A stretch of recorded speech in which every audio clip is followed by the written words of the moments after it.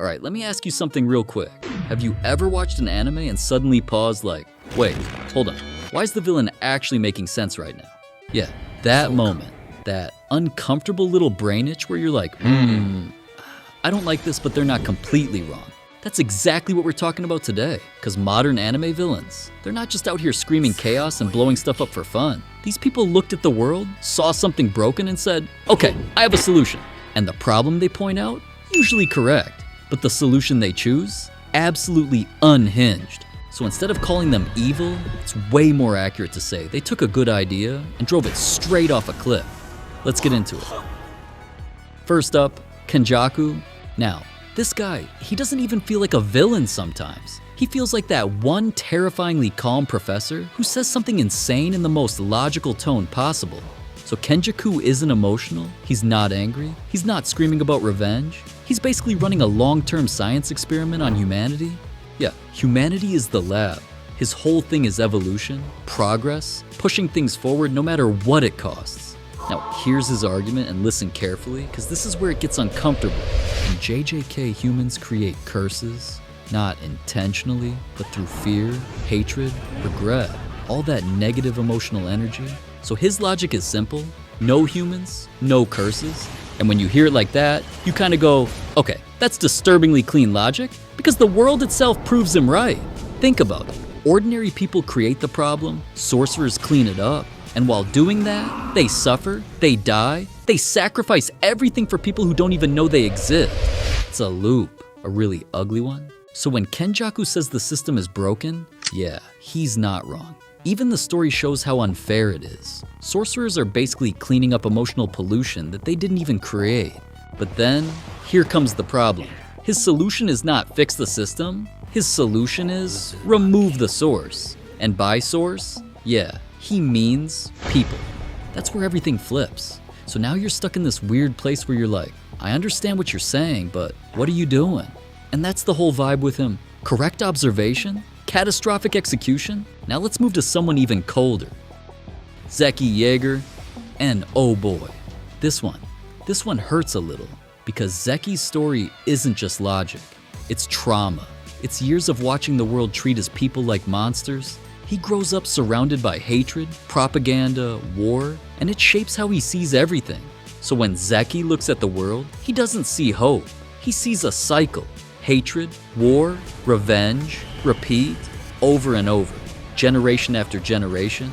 And at some point, he just goes, this isn't gonna stop. So he comes up with a solution, not to win the war, not to fix the system, but to end the suffering completely. His plan is to sterilize all Eldians. No future generations, no more children born into suffering, no more continuation of the cycle. Now pause for a second, because this is where your brain does that thing again, because on paper, it does reduce suffering. No future victims, no future wars involving them, no more inherited hatred. It's horrifying, but it's also logical, and that's what makes Zeke scary. He's not shouting, he's not emotional, he's calculating pain like numbers on a spreadsheet. But then, again, here comes the problem. He takes away choice. No one gets to decide their future. No one gets to live, grow, change none of that. He decides that an entire group of people should just quietly disappear. And that's where you go, nope. So yeah, ending suffering sounds nice, but not when the price is existence itself. Alright, now, please don't bark. Let's talk about Makima. This one is dangerous, because Makima doesn't feel like chaos. She feels like order, like calm, like control. She doesn't want destruction. She wants a perfect world. And honestly, who doesn't? A world without fear, without war, without pain. You hear that and you're like, yeah, sign me up. And the scary part? She's not lying. She genuinely believes she's making things better, but then you start noticing how she defines better. People, controlled, free will, gone, choices, removed. Everything is structured, guided, shaped by her. And slowly you realize, oh, this isn't a perfect world. This is a cage with nice lighting. Because the moment one person gets to decide what should exist, reality itself becomes controlled. And that's terrifying. So again, her goal makes sense. Her method? Absolutely not. Because a world without suffering, but also without freedom, isn't really a world. Now let's swing to someone more emotional. Suguru Geto, JJK again, and this one hurts differently because Geto didn't start off as a villain.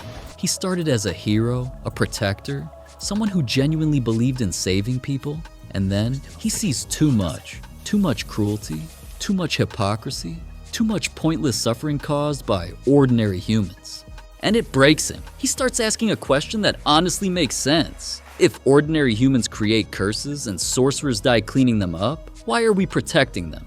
And when you hear that, yeah, that hits. Because from his perspective, sorcerers are sacrificing everything for people who don't even try to be better. The system is unfair, that part is true, but then he takes that next step, that dangerous step. Instead of fixing anything, he decides the solution is to eliminate non-sorcerers entirely. And just like that, hero to villain. Same pattern again, right idea, wrong direction. It's like he solved the equation and then chose the worst possible answer. Now here's where things get really interesting. Makima again, but not just as a character, as a question, because modern anime does something very sneaky. It doesn't just show you villains, it makes you think like them for a second. And Makima represents one of the biggest questions. Would you give up freedom for a perfect world? And don't answer too fast, because when you really think about it, there's always that tiny hesitation. That little pause where you go, okay, but like, how perfect are we talking? And that hesitation, that's the whole point. Now let's talk about Rian from Hell's Paradise. And this one feels the most human, because Rian isn't trying to fix the world. They're not chasing power or control. They're chasing something simple, love. They lost someone, and they want him back. That's it. And if there's power in the world that can reverse death, why not use it? Honestly, who can't understand that? Anyone who has lost someone knows that feeling. That desperate thought of, I don't care what it takes. I just want them back. That's what makes them relatable. But then, yeah, the cost. Because bringing someone back doesn't happen for free. It requires sacrifice, other lives, and dangerous forces, crossing lines that shouldn't be crossed. And that's where everything changes. Because love, when pushed too far, becomes something destructive. Again, same pattern, right emotion, wrong action. So now, let's look at all of them together. Kenjaku, Zeke, Makima, Geto, Rian.